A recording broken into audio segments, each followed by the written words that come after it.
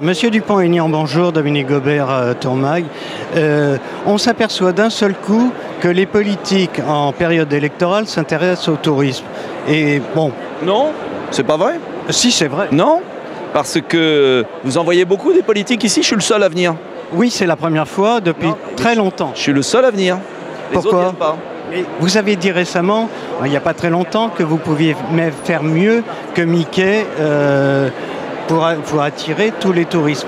Qu'est-ce qui se passe? Ce que je veux dire, c'est d'abord que je veux faire de la relocalisation d'emplois la priorité de mon projet présidentiel. Et on ne créera pas de l'emploi en France sans avoir une vraie politique touristique. Ça veut dire un ministre à temps plein et qui a un vrai pouvoir politique. Cela veut dire des mesures... Oui, ça veut dire que M. Ayrault, par exemple, n'a aucun pouvoir politique. M. Ayrault est ministre des Affaires étrangères, vous croyez qu'à un moment il pense au tourisme? Arrêtez vos conneries. Et M. Fécole? Mais M. Fécole, qui c'est M. Fécole? Bon, donc le problème de fond, c'est pas ça. Le problème de fond, c'est d'avoir pas un ministre à temps plein pour avoir un ministre à temps plein. M. Fécole, il a les négociations transatlantiques, il a plein d'autres choses. C'est d'avoir un ministre à temps plein qui fait du tourisme une priorité politique de la France. Ça veut dire 100 millions de touristes, c'était l'objectif du gouvernement. Ça, c'est bien en parole. Après, comment on traduit ça concrètement?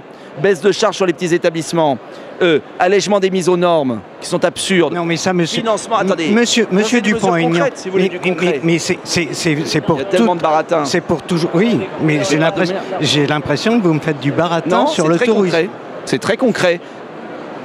Lisez mes 20 mesures pour le tourisme et vous verrez que c'est très concret, qu'on l'a fait avec des professionnels du tourisme et qu'il y a des solutions. On peut le faire.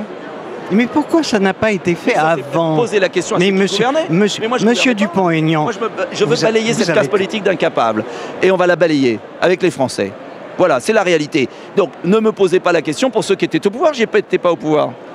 Occupez-vous de ceux qui étaient au pouvoir. En attendant...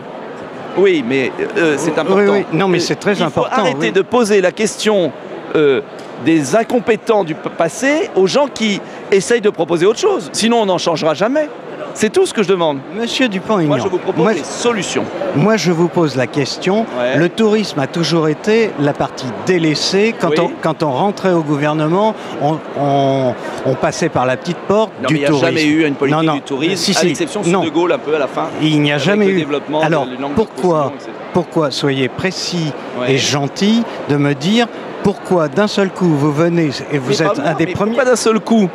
Je me suis toujours intéressé à la vocation touristique. Je suis maire d'une ville qui était totalement inconnue dans l'Essonne. Je suis devenu la première destination touristique de l'Essonne en 10 ans. Donc c'est pas nouveau. Je suis convaincu que le tourisme peut apporter de la richesse à la France. C'est le plus beau pays du monde. On a des terroirs extraordinaires. On a une qualité extraordinaire de vie. Je veux valoriser ce qu'on a. Voilà.